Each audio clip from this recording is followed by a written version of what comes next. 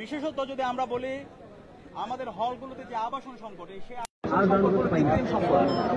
সেই আবাসন সংকট দূর করার জন্য আমরা সবার আগে কাজ করব। এবং আবাসন সংকট আমি একদিনে দূর করতে পারবো না, সেজন্য আমাকে একটা দীর্ঘমেয়াদী পরিকল্পনা গ্রহণ করতে হবে। দীর্ঘমেয়াদী পরিকল্পনার অংশ হিসাবে শিক্ষার্থীদের আবাসন সংকট দূর হয়, হল নির্মাণ সময় দিতে হবে, সেই রূপরেখা আমরা তৈরি করবো। এবং একই সাথে প্রায়োরিটি ভিত্তিতে বিশেষ করে আমাদের যারা নারী শিক্ষার্থী আছে, আমাদের যারা ছাত্রীগণ আছে, তাদের জন্য আবাসন সংকট নিরসন করার জন্য আমরা সবার আগে কাজ করব। এক্ষেত্রে বিশ্ববিদ্যালয় প্রশাসনকে আমরা 1 বছর আগে সংস্কার প্রস্তাবনা দিয়েছিলাম এবং সেখানে আমরা বলেছি আমাদের যে সমস্ত বোনেরা যারা ফার্স্ট ইয়ারে সিট পায় না, আমরা তাদের জন্য হোস্টেল ভাড়া করবো, এটা বিশ্ববিদ্যালয় প্রশাসনের দায়িত্ব।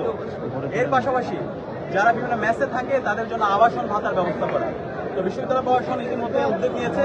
ইনশাআল্লাহ আমরা যখন বিশ্ববিদ্যালয়ের শিক্ষার্থীদের ম্যান্ডেট পেয়ে প্রতিনিধিত্ব করার সুযোগ পাবো, সবার আগে আমরা শিক্ষার্থীদের যারা হলে সিট পাবে না তাদের জন্য আবাসনের ভাতার ব্যবস্থা করা এবং হোস্টেল ভাড়া করা, সেই কাজটা আমরাও করবো এবং নির্মাণের জন্য আমরা কার্যকরী উদ্যোগ গ্রহণ করব।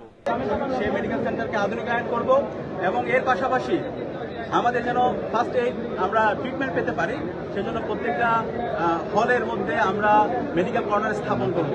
এবং এর পাশাপাশি আমাদের যে প্রাইভেট মেডিকেলগুলো আছে, সেই প্রাইভেট মেডিকেলগুলোর সাথে আমরা ইতিমধ্যে শুরু করছি এমওইউ স্বাক্ষর, এবং এমওইউ স্বাক্ষর করার মাধ্যমে আমরা আমাদের চিকিৎসা ব্যবস্থাকে, আমাদের চিকিৎসা যে আমাদের সেবা, সেটাকে যেন সহজলভ্য করতে পারি এবং এটাকে যেন সুলভ করে নিয়ে আসতে পারি, সেটা যেন আমরা কার্যকরী উদ্যোগ গ্রহণ করব। এবং এর পাশাপাশি আমরা যারা বিশ্ববিদ্যালয়ের শিক্ষার্থী আছি, আমাদের প্রত্যেকের পরিচয় হচ্ছে আমরা হলের শিক্ষার্থী। ঢাকা বিশ্ববিদ্যালয় অনাবাসিক অর্ধেকের মতো শিক্ষার্থী তারা হলে বিভিন্ন হলের বাইরে থাকে। এই শিক্ষার্থীদেরকে যেন আমরা হল কেন্দ্রিক এঙ্গেজমেন্ট করতে পারি, আমাদের উপকারী কোনো অ্যাক্টিভিটিগুলোকে এঙ্গেজ করতে পারি, সেই জন্য আমরা কার্যকর উদ্যোগ গ্রহণ করব। এবং আমাদের যারা নারী শিক্ষার্থী আছে, নারী শিক্ষার্থীর জন্য একটা নিরাপদ ক্যাম্পাস গড়ার প্রতিজ্ঞায় আমরা আমাদের কাজ করে যাব। আমাদের নারী শিক্ষার্থীদের হলগুলোতে এক হলের শিক্ষার্থী অন্য হলে প্রবেশ করতে পারে না, এবং এই আমাদের যারা গার্জিয়ানরা আছে তারাও হলে প্রবেশ করতে পারে না। তো আমরা পর্যাপ্ত নিরাপত্তা এনশিওর করে এক হলে নারী শিক্ষার্থীরা যেন অন্য হলে প্রবেশ করতে পারে, অনাবাসিক শিক্ষার্থীরা যেন হলে প্রবেশ করতে পারে, একই সাথে আমাদের গার্জিয়ানরা যেন হলে প্রবেশ করতে পারে এবং তাদের জন্য গার্জিয়ান লাউন্সের ব্যবস্থা করা, সেটা আমরা ব্যবস্থা করব। এবং আমাদের বোনদের স্বাস্থ্য সুরক্ষার জন্য পর্যাপ্ত হাইজিন কিটের ব্যবস্থা আমরা বিশ্ববিদ্যালয় প্রশাসন করতে বাধ্য করব।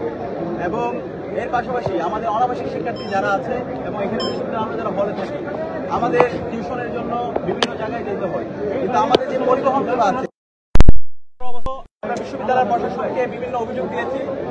বিশ্ববিদ্যালয় প্রশাসন এখন পর্যন্ত কোনো কার্যক্রম গ্রহণ করেনি। আপনারা জানেন আমাদের যারা নারী প্রার্থী আছে তাদের বিরুদ্ধে ক্রমাগত সাইবার বুলিং হচ্ছে, আমার নাম সব বিকৃত করা হয়েছিল, আমরা লিখিত অভিযোগ দিয়েছি, কিন্তু এখন পর্যন্ত বিশ্ববিদ্যালয় প্রশাসন কোনো ধরনের কার্যক্রম গ্রহণ করেনি। এবং আমাদের অন্যান্য যে নারী প্রার্থীরা আছে তাদের বিরুদ্ধে ক্রমাগত স্ল্যাশ শেমিং এবং সাইবার বুলিং হচ্ছে।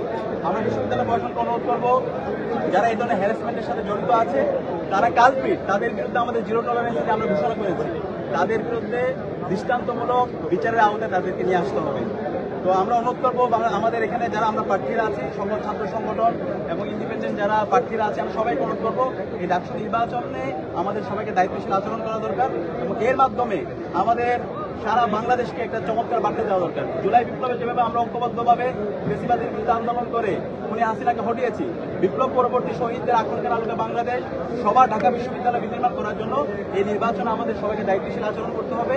এবং আমরা আশা করছি এই নির্বাচনের মাধ্যমে আমরা বাংলাদেশের সকল মানুষদের একটি চমৎকার বার্তা দিয়ে সক্ষম হব এবং আমরা এর মাধ্যমে আমাদের গণতন্ত্রের একটা স্থায়ী রূপের দিকে যাব। সবাইকে অসংখ্য ধন্যবাদ।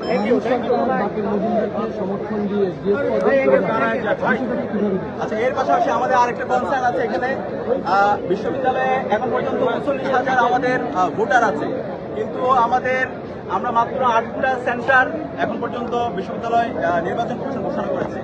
যে পরিমাণ ভোটার, এবং আমরা আশা করছি এবার এবং শিক্ষার্থীদের মধ্যে আমরা উৎসাহ দেখতে পাচ্ছি, কিন্তু যে পরিমাণ ভোট কেন্দ্র সেখানে কতটুকু ভোট কাজ করতে পারবে সেটা নিয়ে আমরা সন্দিহানে আছি। যদি আমরা বলি আমাদের সায়েন্স ফ্যাকাল্টি 3টা হল এবং 21 হল, এই 3টা হলের সেন্টার হল করা হয়েছে কার্জন হলে, সেখানে প্রায় 5,500 শিক্ষার্থী